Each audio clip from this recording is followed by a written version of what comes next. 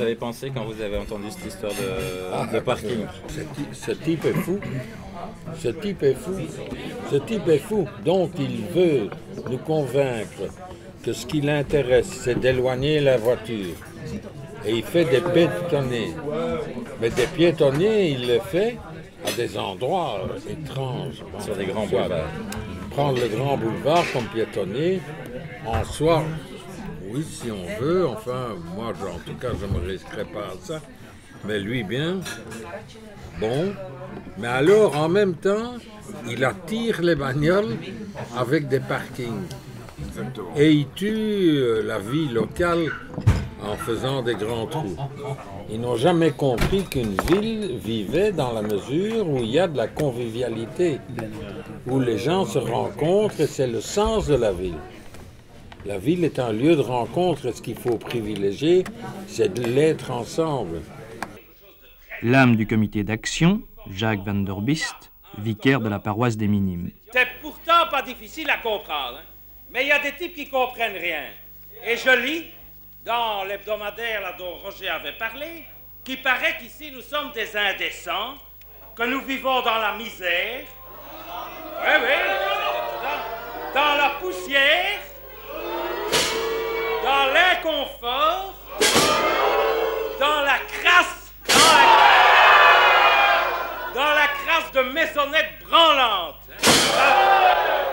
Ça, vous ne saviez pas, hein? Mais lui, il le sait. Ah, heureusement. Alors, vous voyez, la seule chose de bonne dans le quartier qu'il a vu, c'est qu'on avait des vieilles habitudes et des petits métiers. Évidemment, nous, on ne construit pas des tours, hein, ni des parkings. Ça, c'est pas notre genre. Alors, ce sont des petits métiers. Il ne faut pas seulement dire non au parking, il faut dire ne touchez pas à ce quartier. Absolument. Ni avec un parking, ni avec une rénovation de la place. Parce que Marion Le Maire, de nouveau elle, qui a rencontré les Amis du Vieux Marché mardi dernier, elle leur a dit si jamais il n'y a pas de parking, de toute façon, on va nettoyer. Il y a une chose à laquelle vous n'échapperez pas, c'est qu'on va refaire cette place. Non, pas question. Et donc, ici, ce n'est pas seulement... C'est pour ça que moi, je pense que c'est pas seulement non au parking, c'est non, ne touchez pas à la place. Et on a intégré dans notre pétition le fait que ce qui était en cause, c'est l'ensemble du plan de mobilité.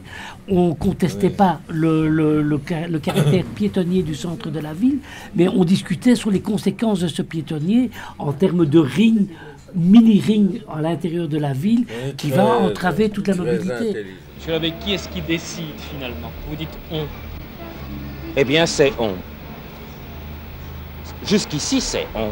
Il y a personne qui prenne des décisions. Hein. C'est tout à fait typique. Hein. Si vous interrogez séparément tous les partenaires d'une entreprise de logement social, hein, donc vous prenez d'abord l'architecte. Hein. Je ne veux pas citer de nom, mais je pourrais vous en citer. Non, citez pas. Oui, mais je pourrais vous en citer. Vous lui demandez, dites, écoutez, moi, ce plan que vous avez fait là pour tel endroit, ça me laisse rêveur.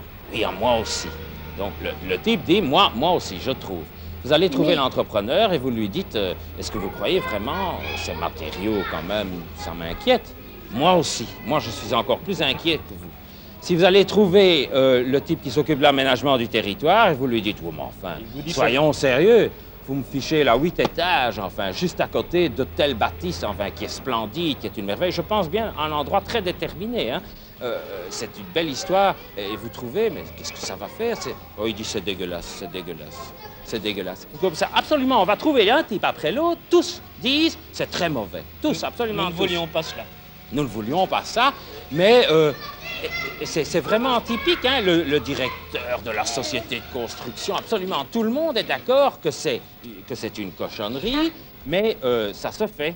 Il semble, et c'est dit de manière assez avérée, Marion Le Maire, vous connaissez, qui est chefine du commerce, elle dit clairement que c'est une opportunité de rapprocher le marché aux puces du sablon. Hein, donc, voilà, évidemment. Et je me demandais, dans votre expérience, ce terme de sablonisation, il est arrivé quand?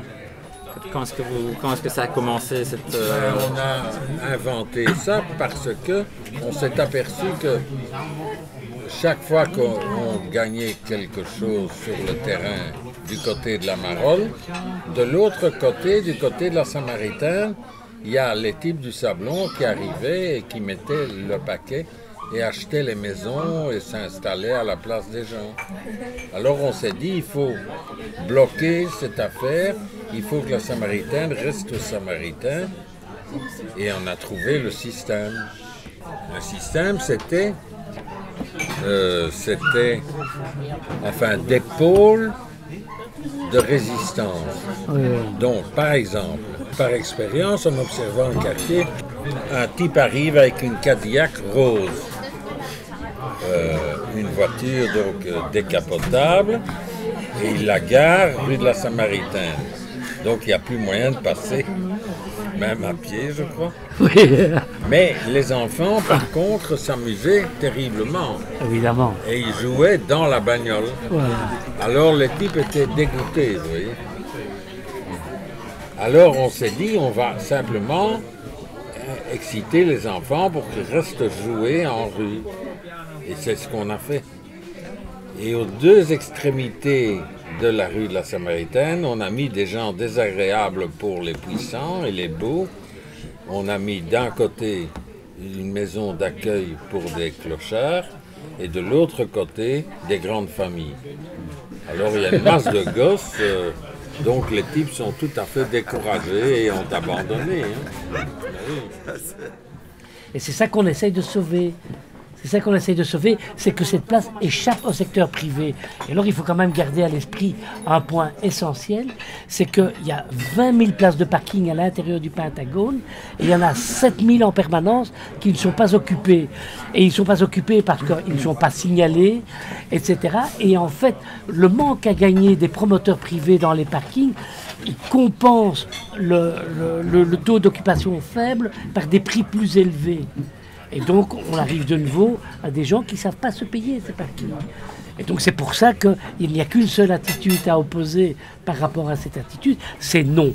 On a choisi ce slogan, non, hein, qui est évidemment, enfin, on peut nous reprocher, on n'a pas manqué de le faire, un peu infantile. Hein. Il y a un âge de la vie, on dit toujours non. Hein. Enfin, c'était la première attitude à prendre, quoi. Hein, non.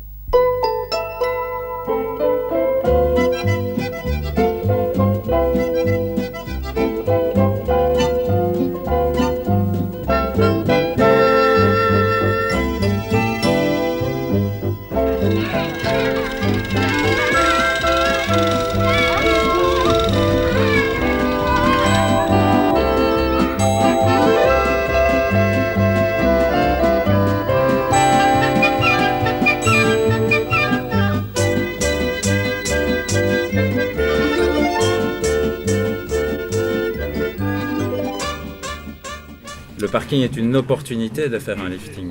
Elle le dit dans la presse, ils le disent. Ah oui, mais... Ils disent ce parking va permettre d'attirer, une fois qu'il sera fait, il y aura des terrasses plus grandes, la place sera toute belle, plate, hein, il n'y aura plus de bosses, c'est très important, C'est fini, il n'y aura les plus de pavés. bosses.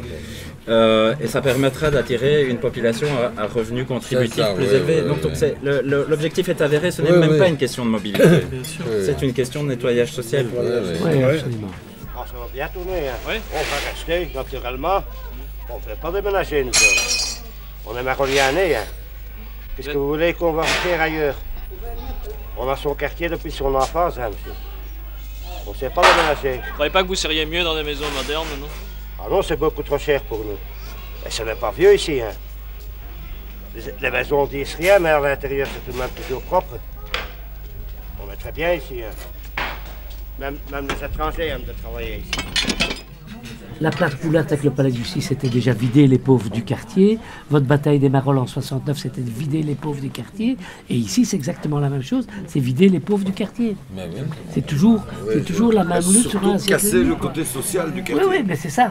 Chasser les pauvres du quartier, c'est briser la cohésion Que sociale. plus personne ne se connaisse. D'un quartier, quoi. Parce que qu'est-ce qui fait peur dans ce quartier? C'est que ce quartier a toujours été un quartier aussi d'économie informelle, de brocante, de ferraille, de petits boulots en dehors du capitalisme, Et de cohésion sociale. et voilà, et donc de liens entre des familles là-dessus qu'il a fallu casser. On connaît cette histoire, et c'est déjà l'histoire de la place Poulart à la fin du 19e. Hein. Maintenant, C'est bien. Ce qu'on veut casser, c'est une cohésion sociale. Une issue à plus long terme qui est envisageable, c'est de dire ils abandonnent le jeu de balle et ils continuent les autres. Alors nous, on sera contents au jeu de balle, mais ce sera quand même triste Je veux dire, il y a que ça se passe ailleurs, parce que ces parkings, on n'en a pas plus besoin au nouveau marché au grain. À ce moment-là, il sera toujours temps d'aller soutenir les autres. Hein. Oui, c'est ça. Donc ici, on s'est réunis, on s'est mobilisés très très vite. Ce n'est pas encore le cas dans les autres quartiers. Et voilà, il y a quelque chose qui doit aussi émerger de ce côté-là pour qu'on puisse ensemble ensuite se lier. Il est presque temps qu'ici à Bruxelles, on leur signale que vraiment le type d'urbanisme bureaucratique, on n'en veut pas.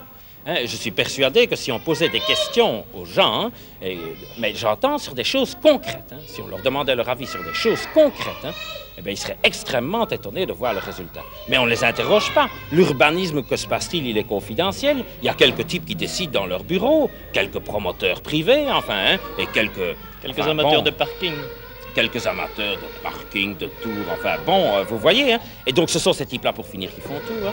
Alors si on demandait aux Bruxellois ce qu'ils en pensent, hein, réellement, enfin si on leur donnait, et ça serait le devoir des hommes politiques, de leur donner différents modèles. Concrets, j'entends, pas du vent, hein, pas dire le Christ ou Marx ou Mao dit ceci. Hein.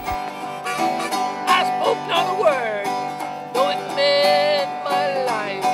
I've been in the arms of my best friend's wife, oh yeah.